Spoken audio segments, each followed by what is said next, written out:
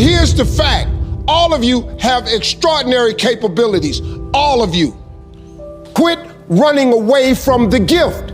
Your gift will make room for you. Stop trying to be something you ain't gifted at. All of you have this gift.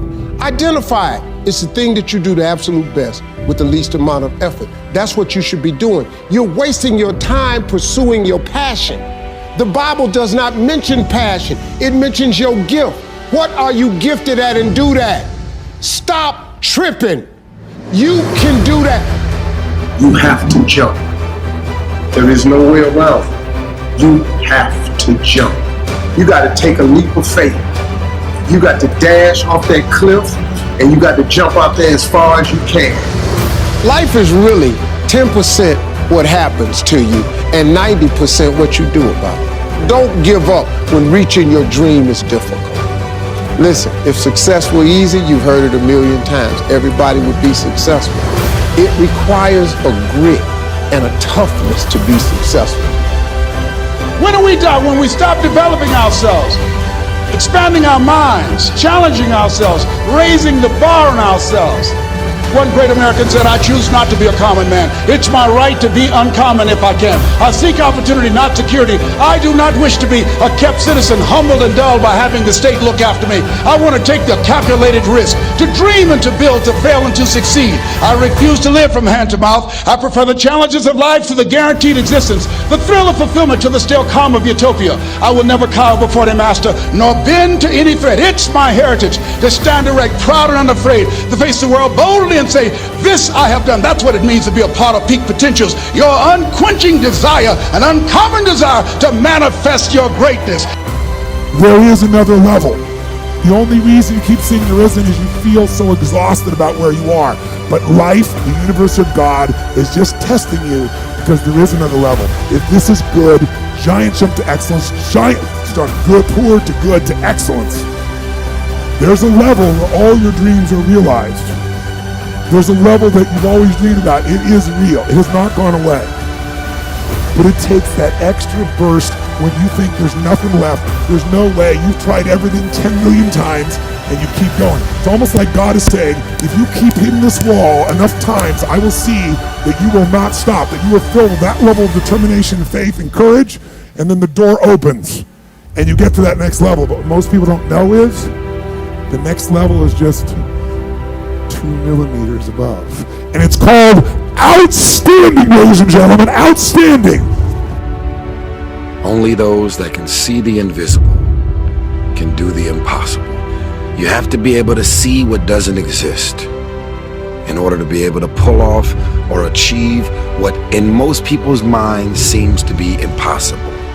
Only those that can see the invisible can do what seems to be impossible. What I want to share with you is how to begin to get a larger vision of yourself and how to begin to make this your decade. Because in order to do that, it's going to be very challenging. It's going to require a lot of work on your part, an ongoing process of personal and professional self-mastery.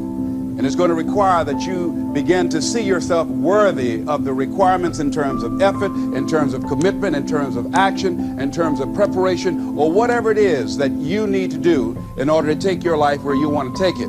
So one of the first things I ask you to do is I want you to look at your life right now and think about something that's important to you, something that gives your life a sense of value. Think about something that you'd like to have, or something you'd like to create for you or your family or for society. I want you to hold this thought in mind. Now, one of the first things I want you to do is don't worry about the inner conversation that you're going to have. Don't worry about how you're going to do it. That's going to come. You're going to develop a plan of action. You will find the way. You'll become the kind of person that can attract the people, the resources, and everything you need in order to make that become reality. But I want you to be mindful of your inner conversation. That inner conversation, ladies and gentlemen, is the reason that most people take their greatness, take their ideas to the graveyard with them. You know, the wealthiest place on the planet, a minister said recently, and it was so true, is not the gold mines in the various areas of the world or the diamond mines. The wealthiest place on the planet is the graveyard. Because in the graveyard we will find inventions that we never ever were exposed to, ideas, dreams that never became reality, hopes and aspirations that were never acted upon. Because most people allow that inner conversation, for whatever reason, to keep them from ever pursuing their goals. So let us begin to look at what's required in order to make this our decade. Why is it that most people don't ever reach their goals or live up to their true potential? One is fear. And there are only two kinds of fears that we're born with: the fear of falling and the fear of a loud sound. All other fears we learn, like the fear of failure. The next is the fear of success. That's one of the major challenges I had to deal with. I was working on a major project, and after it began to grow and it was extremely successful, I panicked and I walked away from it and gave it to someone else because I didn't believe that I could handle it. The other thing that keeps most people from reaching their goals is that a lot of people become comfortable. They stop growing. They stop wanting anything. They become satisfied.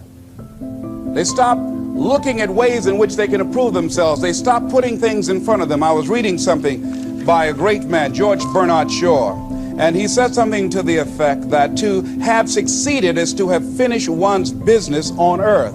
Like the male spider who is killed by the female spider the moment he has succeeded in his courtship. And he goes on to say, I like a state of continual becoming with a goal in front and not behind. The other thing that keeps us from reaching our goal is not feeling worthy. That's where a lot of people get stuck. Because see, when you don't feel worthy of your goal, you will begin to unconsciously engage in self-destructive behavior, like procrastinating, constantly putting things off, squandering your time, and that's what life is made of. Something else that keeps us from reaching our goal, and that is many times because we spend so much time complaining and blaming everybody or everything. They might moan and groan about their job. I'm sick of this job. I'm sick of you. And they just moan and groan and complain all the time and never do anything about it. They haven't got to the point where they're sick and tired of being sick and tired. They just have enough energy to complain about it, and they consider that, in fact, they believe that that's equivalent to doing something about it, just complaining. No, that can't get you where you want to go. That cannot create your reality for you. The other thing that keeps most people from realizing their true greatness and their true potential, circumstances, their environment. There are many people who believe because of where they're born, because of the area where they are in life and where they find themselves, that's all they know. Given my circumstances, ladies and gentlemen, I shouldn't be doing what I'm doing right now. See, I know something about you, even not knowing you, that you've got greatness within you. You have the ability to do things that you can't even begin to imagine. You have talents and skills in you that you haven't even begun to reach for yet. So some of you are going to experience a breakthrough. Some of you are going to go back and look at your dreams and brush them off. Some of you are going to begin to look at yourself and say, hey, look here, I know I have not done all that I can do. Whatever goal that you have in mind, I want that to be a goal that will challenge you, something that will make you stretch. It was Osborne who said, unless you attempt to do something beyond that which you've already mastered, you will never grow. What is it that you looked at some point in time and you decided that you couldn't do it, that you talk yourself out of it? Whatever it is, bring it back out there. How you're going to do it, that will come to you in due time. So you don't get in life what you want, ladies and gentlemen. You get in life what you are, not what you want.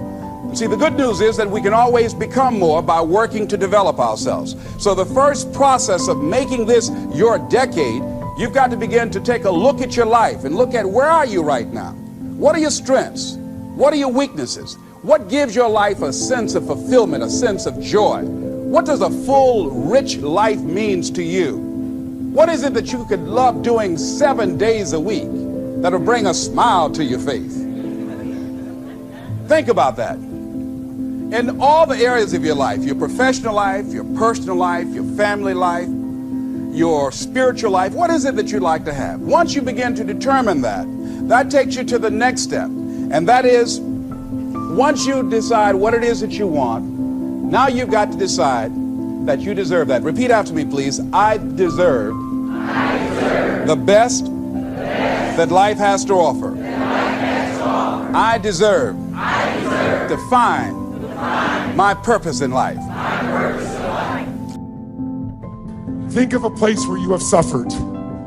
Frustration, overwhelm, anger, sadness, feeling not enough something. And what if there was a quick way to end it?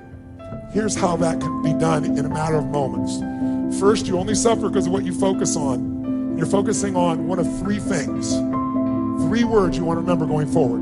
Loss, less, or never. If you're suffering, it's because your brain believes because you did something to me, or the government did, or the company did, or the other employee did, or I did something, or because you didn't do something, or I didn't do something, I have lost something. Lost love, lost time, lost energy, lost respect, lost significance, lost anything. The illusion of loss makes us suffer. All you've lost was your expectations weren't met. Because there's no guarantee in life. Could we walk across the street and get by a car? Of course we can. That's loss. Everything else is an illusion. It just means your preferences weren't met. The second thing that'll make you suffer is if you think something you did or didn't do, or something someone else did or didn't do, cause you have less of something you value. Less love, less joy, less time, less energy, less acknowledgement.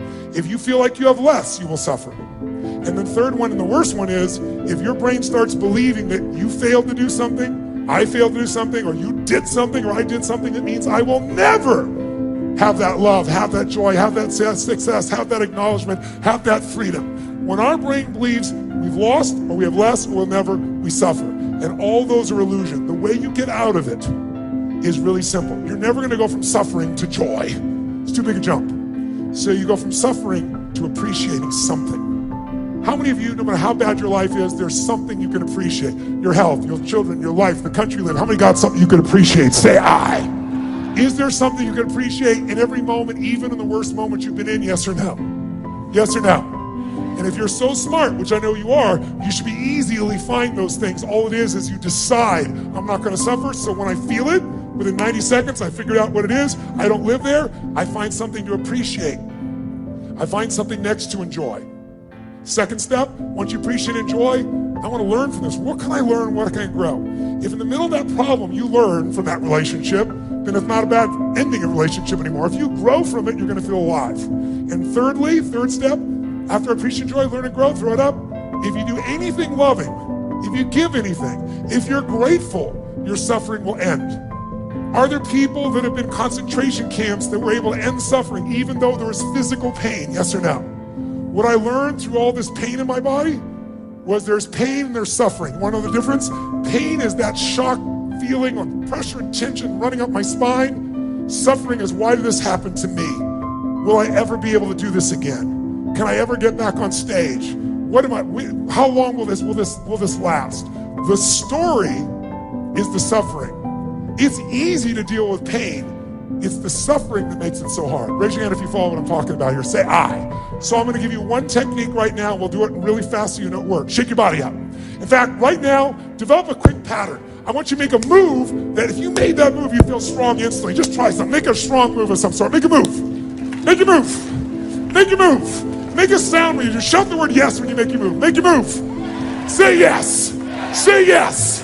Say yes. Now here's what I want you to do. How many of you have a situation, either at home or in your work environment, where there's some unfinished business? Where there's a situation with a person or a situation that you need to handle, and it's stressful inside when you think about it, so you try not to think about it, you do other stuff.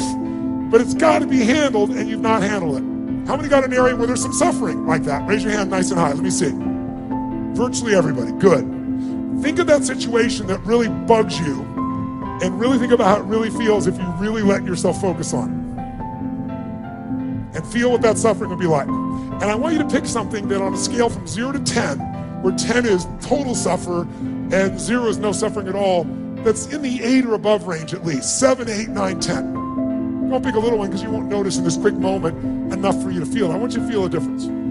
How many got something that needs to be handled, you've not resolved it, you're either pissed off or you feel hurt, or you feel worried, or you're concerned, and you've not handled it, and you put it off, and it needs to be handled. Raise your hand if you got, and the pain of it is, if you focus on it, is 7, 8, 9, or 10. Let me see your hands.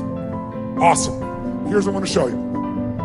A group of scientists discovered something about 20 years ago that's amazing. If I measure your brain waves and your heart waves, your EEG and your EKG, you've probably seen them on, on medical pieces. They look very jagged when you're stressed. They don't look anything alike. Your brain waves and your heart waves. But if all you do is put both your hands on your heart, try it now, and you physically feel your heart. See the example I'm giving you? So this is frustration. You can see they look nothing like each other.